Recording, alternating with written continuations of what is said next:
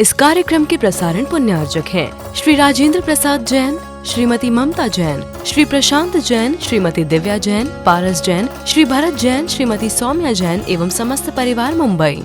कर्मों का जो आश्रव होता है उस आश्रव में अनेक प्रकार के निमित्त जुड़ सकते हैं,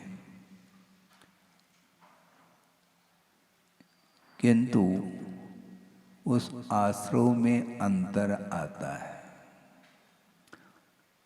मनवचन काय के चेष्टा के माध्यम से आत्म प्रदेशों का जो स्पंदन होता है, जिसको वाइब्रेशन बोलते हैं, उसके माध्यम से कर्म का आश्रव होता है।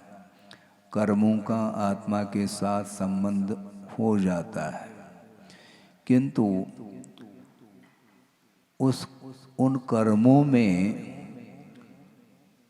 जो फलदान देने की शक्ति होती है वो अपने आप में अद्भुत हुआ करती है, जिसको बोलते हैं आप लोग पोटेंसी। अनुपात से वह अनुभाग बढ़ता जाता है। संक्लेश परिणाम के माध्यम से पाप का आश्रय होता है और विशुद्ध परिणाम के माध्यम से पुण्य का आश्रय होता है, किंतु सामान्य रूप से परिणामों का होना अलग विषय है। किंतु उन आगत कर्मों में जो अनुभाग पड़ता है, अनुभाग का अर्थ फलदान देने की जो शक्ति होती है, उस कर्मों में वो कहाँ से शक्ति आती है? वो वर्गनाएँ जब तक वर्गना के रूप में रहती हैं, उनमें किसी भी प्रकार से फलदान देने की शक्ति नहीं आती और उसमें प्रकृति भी पड़ी नहीं। रॉ मटेरियल जिसको बोलते हैं, कर्म वर्गनाएँ हैं जिनके अंदर कर्म रूप में परिणमन करने की शक्ति सामर्थ्य हुआ करती है। ऐसे उन वर्गनाओं का संबंध आत्मा के साथ अनादिकाल से है।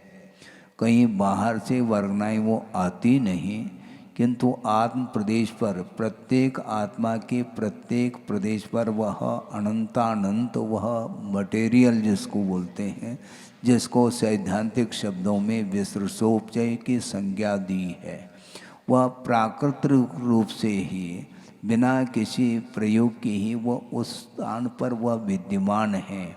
प्रत्येक आत्म प्रदेश पर, एक एक प्रदेश पर अनंतानंत वो वर्गनाएँ विद्यमान हैं और केवल आत्मगत रागादिक भावों का एक निमित्त मिलना पर्याप्त है। वो सारी सारी वर्गनाएँ कर्म के रूप में परिणत होती हैं और उसमें फलदान देने की शक्ति पड़ जाती है।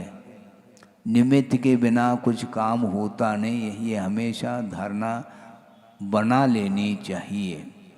किंतु निमित्त के माध्यम से ही सब कुछ होता है ऐसा भी नहीं। उपादान कोई वस्तु है, उन कर्मों में कर्म के रूप में परिणमन करने की क्षमता तो विद्यमान है, योग्यता विद्यमान है, उपादान है, किंतु आत्मगत जब तक परिणामों का संबंध योग नहीं मिलता है उन वर्गनाओं के लिए, तब तक वह कर्म वर्गनाएँ कर्म के रूप में परिणत नहीं हो सकती है। इससे स्पष्ट है कि कर्म का जो आश्रय होता है वह अपने अधीन है। आप कभी भी परतंत्र नहीं हो सकते हैं। कर्म के फल को भोगने की अपेक्षा से उसमें परतंत्रता आ सकती है, किंतु कर्म बंद के क्षेत्र में आप स्वतंत्र हैं। आप कर्म बंद करना चाहो तो कर सकते हैं, नहीं करना चाहो तो आपको भगवान भी कुछ नहीं कर सकते। भगवान के पास अनंत शक्ति है, किंतु पाप करना और नहीं करना ये आपके अधीन है, भगवान के अधीन नहीं। कुछ लोगों की यह धारणा होती है कि भगवान के ज्ञान में आया है इसलिए ऐसा हो रहा है। ऐसा नहीं, भगवान के ज्ञान में क्या नहीं आया है? आपके अंदर अनंत योग्यता है, वह भगवान के ज्ञान का विषय बन रहा है, किंतु उनका ये कहना है कि मेरे ज्ञान के ऊपर आपका परिणमन नहीं, वह परिणाम आपके अधीन है, वह विषय मेरे ज्ञान का विषय बन रहा है, ये अलग वस्तु। किंतु आप परिणमन करना नहीं करना या भाव करना नहीं करना ये आपके अधीन है, न कि मेरे अधीन है। अर्थ ये हुआ कि भगवान हमें नरक नहीं भेज रहे हैं, न हमें स्वर्ग भेज रहे हैं, न हमें मोक्ष भेज रहे हैं। हम चाहेंगे तो मुक्त होंगे, नहीं चाहेंगे तो भगवान क्या करेंगे आपको? भगवान सब कुछ करते हैं महाराज। भगवान ये नीचे पहुंचा देते हैं क्या? नीचे पहुंचाने का कार्य उनका है क्या? परिणाम हम कर लेते हैं, हम पापमय परिणाम करते हैं तो हमारा पतन होता है, और हम यदि पवित्र परिणाम कर लेते हैं तो हमारा विकास होता है। ये सिद्धांत है, ये सिद्धांत को भगवान ने ही कहा है। इसलिए अपने को अलर्ट होना है। भगवान चाहते हैं सबका हित, किंतु हित जो होगा आपके पवित्र परिणामों के आश्रित होगा। आपके अंदर यदि पवित्र परिणाम नहीं होंगे तो कभी भी आपका विकास, आपकी उन्नति संभव ही नहीं है। तो मैं ये कह रहा था आगम के आधार से कि वो वर्गणाएं कर्म के रूप में जो परिणत होती हैं वो एक से नहीं होती है। उसमें जो फलदान देने की जो शक्ति पड़ी है वह अपने आत्मगत परिणामों के माध्यम से ही पड़ी है। इसको धारणा का विषय बना लेना चाहिए, आस्था का विषय बना लेना चाहिए। कोई मुझे दुखी बना रहा है, कोई मुझे सुखी बना रहा है, ये बनाना छोड़ दो। आप निमित्त बन सकते हैं किसी के सुख और दुख में, किंतु अंतरंग यदि मान लो भीतर कर्म का उदय, यदि उसका पुण्य तेज पुण्य कर्म का उदय है तो आप दुखी नहीं बना सकोगे। और यदि तीव्र पाप कर्म का उदय चल रहा है तो आप सुखी नहीं बना सकते उसको। इसलिए अपने परिणाम के द्वारा जो बंधा हुआ कर्म है वह जब भिन्न भिन्न निमित्तों के माध्यम से उदय को प्राप्त होता है तो उसका फल उसे चखना पड़ेगा। क्यों? उसने बांधा है, जिसने बांधा है उसको फल मिलेगा, दूसरे को नहीं। द्रव्य क्षेत्र आदि का भी प्रभाव जो पड़ता है वह कर्म के ऊपर निर्धारित है। वह अंतरंग जो निमित्त होता है वह बलवान होता है, एवं एक सिद्धांत है। अंतरंग कर्म क्या है, अंतरंग निमित्त क्या है, वह कर्म। और बहिरंग निमित्त बहुत सारे निमित्त मिलते हैं। हमने कुछ दिन पूर्व में कहा था कि असुर कुमार देव जो है भिड़ाने के लिए वहाँ पर पहुँच जाते हैं, तीसरे नरक तक है ना, हाँ तीसरे नरक तक। और वो नारकियों को भिड़ाते हैं तो वहाँ पर जो वातावरण है, वहाँ का जो क्षेत्रीय प्रभाव है उन नारकियों के ऊपर तो पड़ रहा है, किंतु असुर कुमार के ऊपर उस परिसर का कोई प्रभाव नहीं पड़ता। क्यों?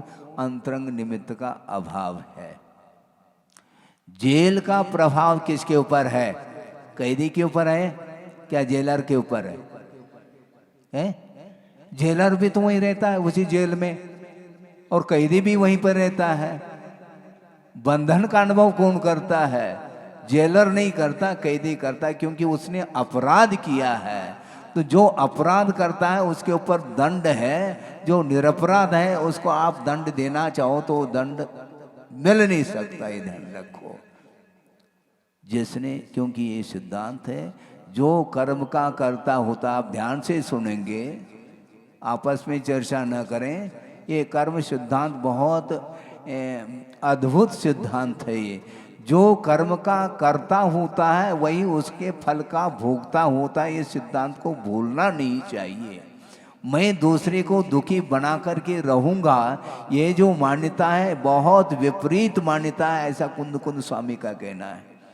मैं मन से, वचन से, काय से दूसरे को दुखी बना करके रहूँगा, ऐसी जो विपरीत मान्यता है इसको मिथ्यात्व कहा है।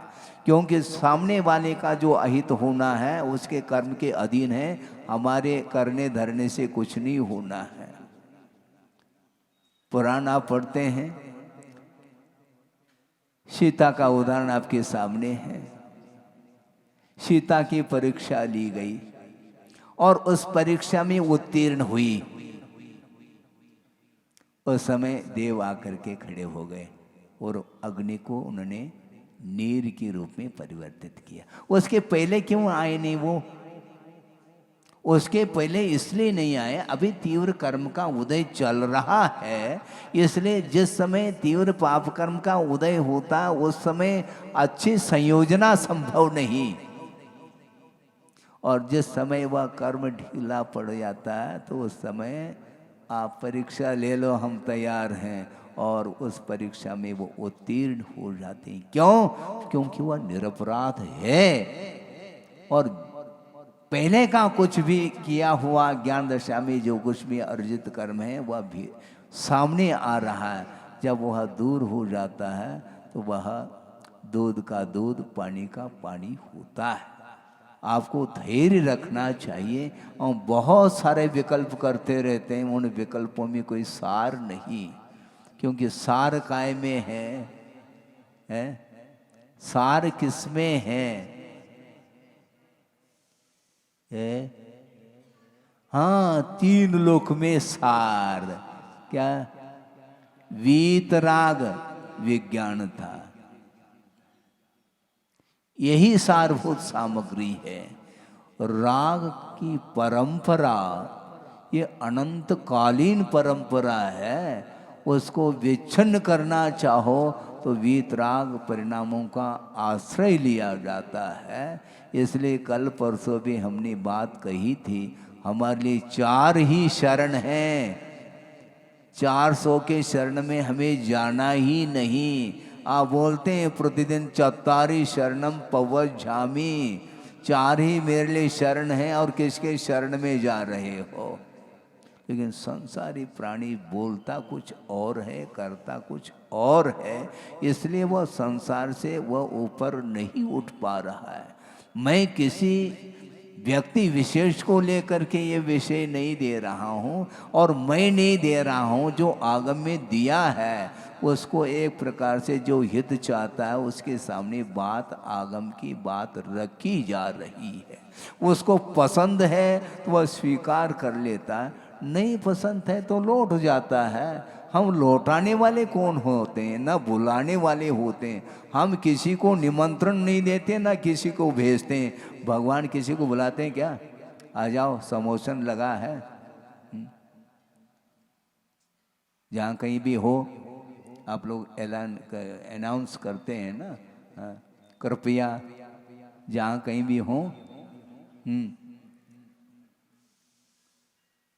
मंच पर आने की कृपा करें, ऐसा बोलते हैं आप लोग। लेकिन भगवान क्या बोलते हैं? भगवान कुछ नहीं बोलते हैं, वो बोलते तक न, बोलने का उनको विकल्प भी नहीं। दिव्य ध्वनि खिरती है, खिराए नहीं जाती। आप सुन रहे हैं? दिव्य ध्वनि खिराए नहीं जाती, खिरती है ऑटोमेटिक। हाँ, वह प्रायोगिक नहीं है। वो यदि प्रायोगिक है तो 4 ही बार क्यों खिर रही? फिर हमेशा खिरनी चाहिए। खिरती है वो, खिराई। उनकी जो भी, भगवान की जो भी प्रवृत्ति होती है वह सब वैश्रसिक प्रवृत्ति होती है, उनको कोई विकल्प नहीं। जैसे आपने निवेदन किया, महाराज 8:30 बज गया, आप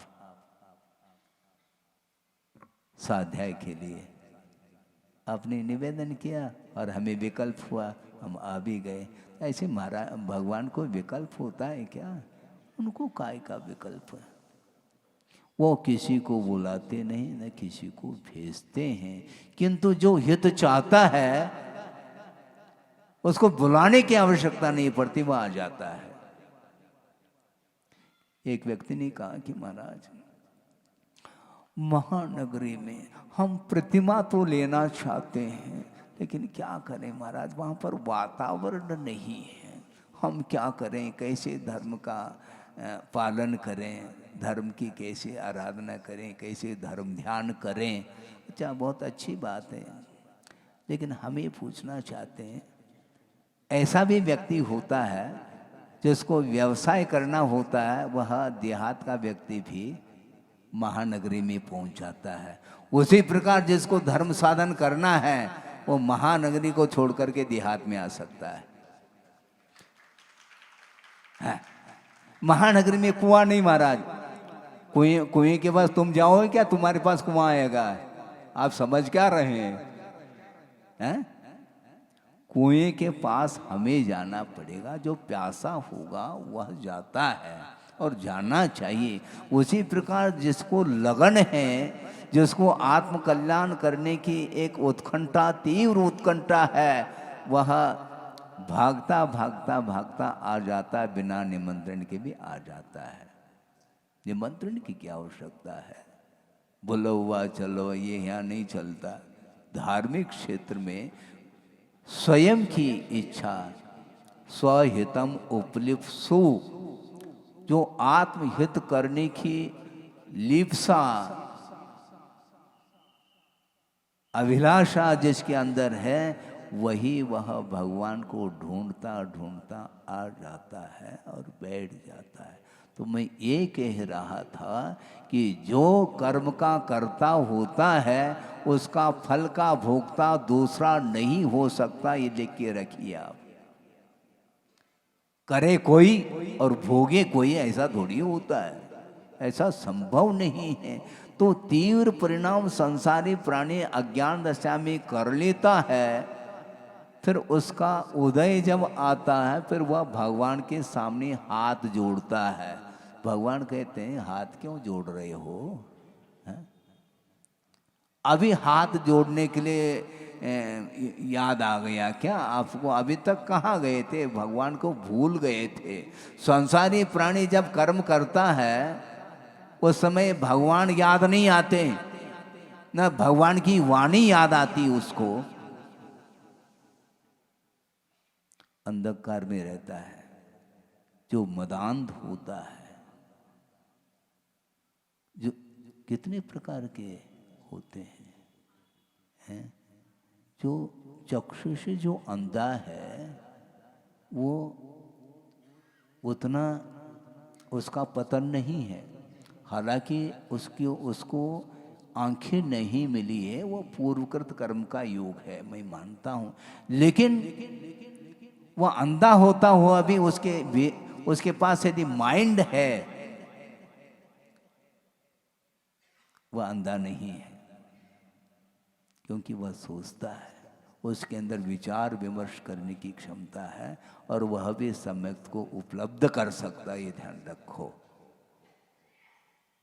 जो गूंगा है, जो बहरा है और अंधा है, किंतु दिमाग यदि उसका ठिकाने पर है तो वह उसका विकास उसी क्षण से प्रारंभ होता है। वस्तुतः गुरुदेव ने कई बार यह स्वाध्याय के दौरान, प्रवचन के दौरान स्पष्ट किया है कि वस्तुतः संसारी प्राणी का जो पतन होता है वह पतन बुद्धि के कारण होता है। महाराज आप बुद्धि के कारण कह रहे हैं? हाँ बिल्कुल ठीक कह रहा हूं, क्योंकि बुद्धि ठिकाने पर नहीं रहती है तो वह बुद्धि ही पतन के लिए कारण होती है। आपके पास बुद्धि है किंतु उसका सदुपयोग करने का हमें पुरुषार्थ करना चाहिए। कुंद देव ने पंचायतिका में स्पष्ट ही शब्दों में लिखा है, नानम च दुष्पवत्तम, जो ज्ञान का दुष्प्रयोग करता है वह पतन के लिए कारण है, वह पाप प्रद है। ऐसा का ज्ञान ही वह दुख के लिए वह मूल कारण बना हुआ है, और यदि सम्यक ज्ञान है तो वह सुख के लिए कारण बनता है, मोक्ष के लिए कारण बनता है। दर्शन ज्ञान चारित्राणी मोक्ष मार्ग, ऐसा नहीं कहा। आपने कभी पढ़ा क्या? तत्वसूत्र पढ़ने का अवसर आ रहा है, 10 लक्षण पर्व सामने है। दर्शन ज्ञान चारित्राणी मोक्ष मार्ग ऐसा नहीं कहा, किंतु सम्यक दर्शन ज्ञान चारित्राणी मोक्ष मार्ग कहा। समीचीन मार्ग उसी को बोलते हैं जिसमें दर्शन ज्ञान और चारित्र समीचीनता को लिए हुए हैं, तो वह मोक्ष का मार्ग बन सकता है। यदि मान लो समीचीनता दर्शन में, ज्ञान में, चारित्र में समीचीनता नहीं है तो वह संसार के लिए कारण बनता, ऐसा आगमकारों का कहना है। इसलिए सबसे ज़्यादा यदि सॉलिड कर्म का आश्रव करता है दोनों क्षेत्र में, पुण्य और पाप के क्षेत्र में, तो संगी पंचेंद्रिय। संगी पंचेंद्रिय जो होता है वही सप्तम पृथ्वी का पात्र बनता है, और जो संगी पंचेंद्रिय होता है वही निर्वाण का भी पात्र होता है, ये ध्यान रखे। कौन सा चाहो, चाहने से काम थोड़ी होता है। अनंत काल से कई बार इस प्रकार की सामग्री मिली है। यदि पापाश्रव अस्ति अन्य संपदा किम प्रयोजनम, यदि पाप निरोध अस्ति अन्य संपदा किम प्रयोजनम। यदि पाप का निरोध हो रहा है तो अन्यान्य संपदाओं से कोई प्रयोजन सिद्ध नहीं होता, और यदि मान लो पापाश्रव रुका नहीं है तो भी अन्य संपदा से कोई प्रयोजन सिद्ध नहीं होता। मोक्ष प्राप्त करने योग्य जो सामग्री मिलने के उपरांत भी उस सामग्री का यदि दुरुपयोग कर रहा है तो उस सामग्री का मिलना और नहीं मिलना इक्वलिटी, समान, कोई अर्थ नहीं उसमें। और यदि मान लो मोक्ष मार्ग की सामग्री मिली है और उसका सदुपयोग करके यदि पाप का निरोध कर लिया है तो बस अब सामग्री की और सामग्री की आवश्यकता नहीं हमें। इसलिए प्रज्ञा का अपराध संसारी प्राणी ने किया है, इसलिए उसको प्रज्ञा नहीं मिल पा रही है। अज्ञान के माध्यम से संसार का विकास होता है और सम्यक ज्ञान के माध्यम से ही संसार का विनाश होता है। आपको क्या करना है? संसार का विच्छेद करना है क्या संसार को बढ़ाना है? महाराज हम बढ़ाना नहीं चाहते हैं। अच्छा फिर क्या करना चाहते हैं? घटाना चाहते हैं। लेकिन आचार्य कहते हैं कारण के अनुरूप कार्य होता है, ये ध्यान रखो। मात्र कहने मात्र से नहीं होता, किंतु कारण के अनुरूप, कारण उपादान कारण सदृशम कार्यम, ऐसा ये आगम वाक्य है। इसीलिए सीता की रक्षा करने के लिए देवलोग आ गए। अब सोचो श्रेय उनको जाएगा, मतलब है देवों को श्रेय जाएगा क्या? नहीं, वो आ गए ना महाराज। जो आ गए तो इसका अर्थ क्या? हमारा पुण्य कर्म का उदय भी तो आया है, ये भूल रहे हो तुम है? पुण्य कर्म का उदय आता है तो उसको कोई रोकने वाला नहीं, उसका हित होगा, उसका हित हो ही नहीं सकता। अहित जो होता है वह पाप कर्म के उदय के कारण, और पाप कर्म का उदय भी तभी आता है जब बंद कर लेता है, तब उदय में आता है। बिना कर्म बंद के उदय में आ ही नहीं सकता। आपने बीज बोया है तो वह अंकुरित होगा, और बीज नहीं बोया तो अंकुरित होगा नहीं। तो बीज कौन सा बो रहे हैं आप? बबूल का बीज बोएंगे तो बबूल तो आएगा, इसमें शक थोड़ी है। संदेह है क्या इसमें? नहीं। और आम का पेड़ लगा रहे तो बीज का, अपने बबूल का बीज बोएंगे तो आम उगेगा क्या? नहीं। इसी का नाम तो उपादान कारण सदृशम कार्यम। पर सीधा सीधा गणित है। संसारी प्राणी उलझ रहा है, मुझे कोई दूसरा दुखी बना रहा है, नहीं बना सकता। यदि दूसरा मुझे दुखी बनाएगा तो मेरा किया हुआ कर्म जो है निरर्थक सिद्ध होगा, ऐसा आगमकारों का कहना है। इसलिए हमने किया है, दूसरा नहीं। श्रवण लोग प्रतिक्रमण करते हैं, श्रवण लोग प्रतिक्रमण करते हैं। कितने बार? 3 बार करते हैं। और क्या बोलते हैं? वो स्वयं के लिए टाइटल दे रहे हैं, वो दूसरे के लिए नहीं। पापिष्टेन, मैं पापी हूँ भगवान। दुरात्मना, मैं दुरात्मा हूँ। माया विना, मैं मायावी हूँ। लोभिना, मैं लोभी हूँ। राग द्वेष मली मसेन मनसा, मैं रागी हूँ, मैं द्वेषी हूँ, मैं मलीमस हूँ। इस प्रकार वह स्वयं के लिए टाइटल दे रहे हैं। इस प्रकार स्वयं की निंदा करने से कर्म का क्षय होता है। कर्म सिद्धांत पढ़िएगा, तत्पर सूत्र तो कम से कम पढ़ो। समय सार पढ़ना बहुत आसान है, तत्पर सूत्र पढ़िएगा। पहला एक एक सूत्र में अनंत अर्थ जब गर्भित है वो सामने आता है तो आंखें खुल जाती है, किंतु जिसके आंखें होगी उसकी खुलेगी, नहीं तो नहीं। ये भी उतना ही सत्य है। जब आंखें नहीं खोल रहे हैं, हो तो खोले।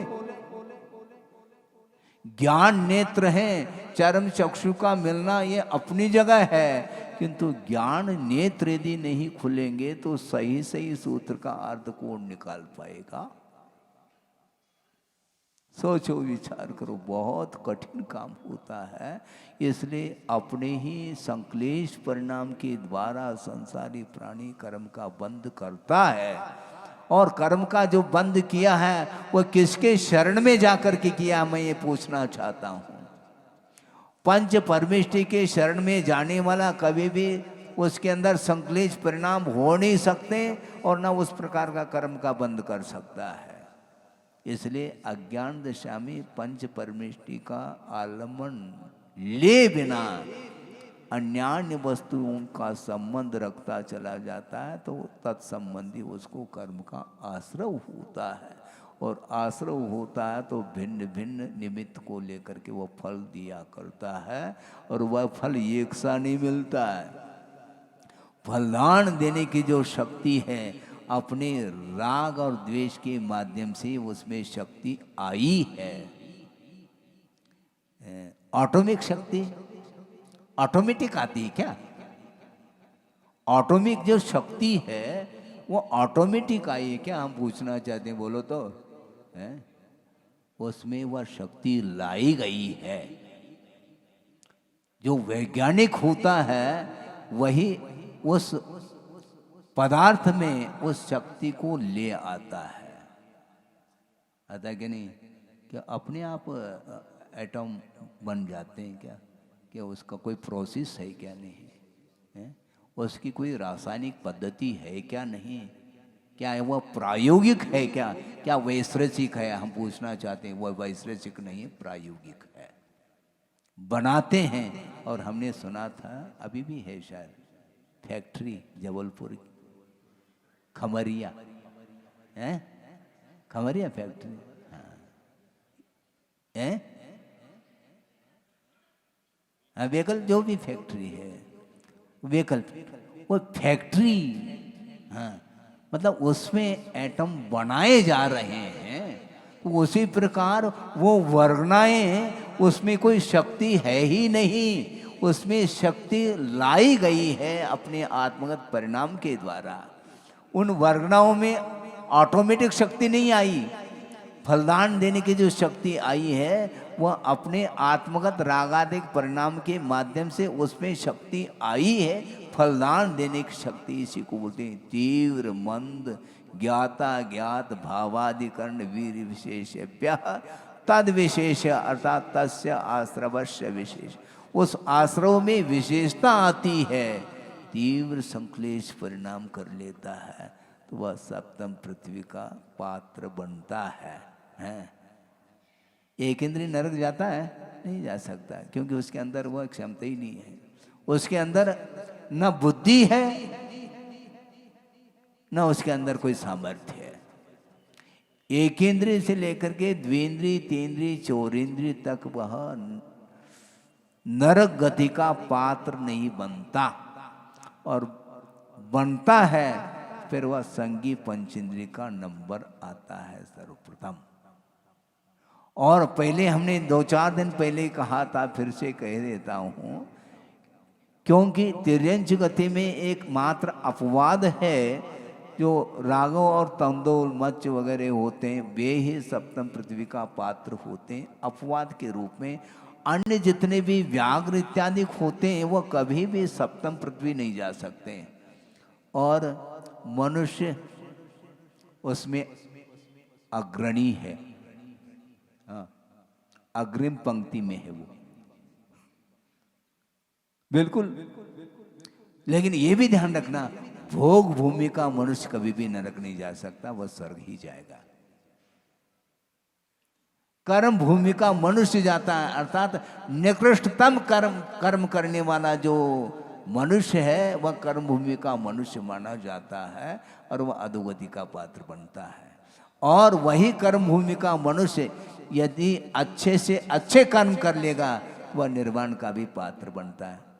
आपको कौन सा पात्र बनना है सोच लेंगे महाराज, अभी भी सोचने में है। आप लोग सोच लेते हैं, घर में जाकर के पूछ लेते हैं, किसको पूछना चाहो, ये पूछने की बात है क्या। जो हित चाहता है उसको ज्यादा प्रेरित करने की कोई आवश्यकता नहीं पड़ती, क्योंकि वैसे वह उत्कंठित है, भगवान मैं हित करना चाहता हूँ, और भगवान निमंत्रण नहीं देते और वो आ जाता है उनके चरणों में और नतमस्तक हो जाता है। हमारा भगवान बहुत हमारा अपराध हुआ है, अनंत काल से मैं अपराध करता आया हूँ, कम से कम आपके चरणों में वह सारा सारा अपराध मेरा धुल जाए। तो भगवान कहते हैं धुल जाए कहने से नहीं धुलेगा, ये ध्यान रखो। जैसा किया है उसी प्रकार तुम्हें यथाजात हो करके, यानी जैसे भीतर भाव है वैसे भाव बाहर आना चाहिए, उसमें रियलिटी होनी चाहिए, वास्तविकता।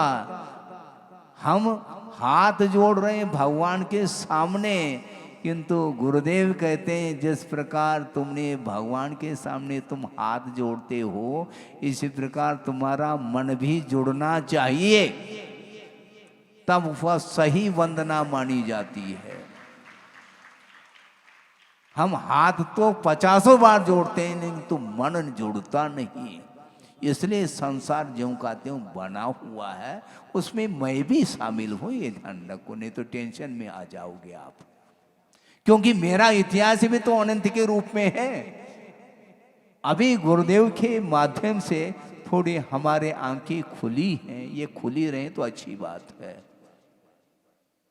हाँ, ये आश्चर्य नहीं है, प्रत्येक संसारी प्राणी का रिकॉर्ड है, ये इतिहास है। वो इतिहास छिपाने से नहीं छिप सकता, हम छिपाने का प्रयास करते हैं, छिपाओ नहीं, उसको उजागर करो भीतर से। अपनी निंदा, अपनी आलोचना, अपनी गर्ना आदि करने से, आत्मग्लानि होने के माध्यम से कर्म सारे सारे बंधे हुए जो कर्म है अज्ञान दशा में किए हुए कर्म, वो सारे सारे एक क्षण में समाप्त। जैसे श्रेणिक ने किया था बंद, और फिर बाद में वो सारे सारे कर्म झर झर झर झर झरने लगे। इसके उपरांत भी कुछ ऐसे कर्म होते हैं जिनका संक्रमण संभव नहीं, किंतु सप्तम पृथ्वी का जिसने बंद किया है श्रेणिक, और फिर बाद में वो मिथ्यात्व दशा में ही, मिथ्यात्व की भूमिका में ही नरकाय का बंद होता है, ये सिद्धांत है। अब बंद होने के उपरांत अब तो छूटेगा नहीं, लेकिन उसमें कुछ विधि है, वो जेल तो जाना पड़ेगा, किंतु आजीवन जो कारावास था उसमें कमी आ सकती है। सप्तम पृथ्वी का बंद किया था, 33 सागर की आयु थी, फिर बाद में सम्य दर्शन प्राप्त कर ली अपनी निंदा आलोचना आदि के माध्यम से, और सम्यक के साथ उन्होंने उस सम्यक को भी क्षय के रूप में परिवर्तित कर लिया। तो वह कहाँ पहुँचा है वो? प्रथम पृथ्वी। कहाँ सप्तम पृथ्वी? कहाँ 84,000 वर्ष। सागर के सामने ये 84,000 बूंद भी नहीं है, ध्यान रखो। इतना ये सारा सारा पुरुषार्थ उस श्रेणिक ने किया है। ये पुरुषार्थ ज्ञान नेत्र खुलने से ही ये सब पाप धुलता चला जाता है, और वह प्रथम पृथ्वी में पहुंचा है, और साथ साथ उसने सम्यक को क्षय के रूप में परिवर्तित करके और केवली अथवा तीर्थंकर के पादमूल में तीर्थंकर प्रवृत्ति का बंद किया है। बंधुओं ध्यान रखो, अज्ञान दशा में अपराध बहुत बड़ा अपराध हो सकता है, लेकिन यदि उस अपराध को कोई स्वीकारता है तो निश्चित रूप से वह पलट जाता है पासा, क्योंकि वो मिथ्या ज्ञान के साथ उसका पतन हुआ था। और जो ही सम्यक ज्ञान हो जाता है फिर उत्थान की बात सामने आती है और वह महापद्म बनेंगे। हैं? पद्म अर्थात कमल होता है, वह खिला हुआ कमल देखोगे आप, लेकिन अभी कहाँ पर है वो? वहीं पर है, अभी वह कमल नहीं है, क्योंकि जिसका मन मलिन है उसका कमल खिलने वाला नहीं है। ध्यान रखो, हाथों से नहीं खिलाया जाता है, सूर्य की एक किरण पर्याप्त है, वह कमल खिल जाता है। उसी प्रकार जिनेंद्र भगवान की वाणी रूपी एक किरण मिल जाए तो कमल खिलेगा। खिलाने की आवश्यकता नहीं, हम खिलाने का प्रयास कर रहे हैं, कोई खाना नहीं चाहता। समस्या यही है। छद्मस्त कहाँ तक प्रयास कर सकता दूसरे की हित के क्षेत्र में, किंतु आचार्य कहते हैं ज़्यादा संक्लेश नहीं करना, ज़्यादा विकल्प नहीं करना, क्योंकि प्रत्येक सांसारी प्राणी का अपना अपना उपादान, अपनी अपनी योग्यता होती है। उसके कारण ही वह पतन का अनुभव करता है अथवा पतित होता है। उसको उसका उत्थान हो, इस प्रकार हार्दिक भावना रखो तो उसका उत्थान हो सकता है। पॉसिबिलिटी, डेफिनेट नहीं, क्योंकि उसका उपादान भी तो चाहिए। क्या बिना उपादान के होगा क्या? है? केवल निमित्त से ही होता है क्या? नहीं, उपादान भी आवश्यक। तो इसीलिए संसारी प्राणी हमेशा उसकी दृष्टि बाहर रहती है, और अंतर्दृष्टि जब तक नहीं आएगी तब तक वो आंखें खुल नहीं सकती है। इस कार्यक्रम के प्रसारण पुण्यार्चक थे श्री राजेंद्र प्रसाद जैन, श्रीमती ममता जैन, श्री प्रशांत जैन, श्रीमती दिव्या जैन, पारस जैन, श्री भरत जैन, श्रीमती सौम्या जैन एवं समस्त परिवार, मुंबई।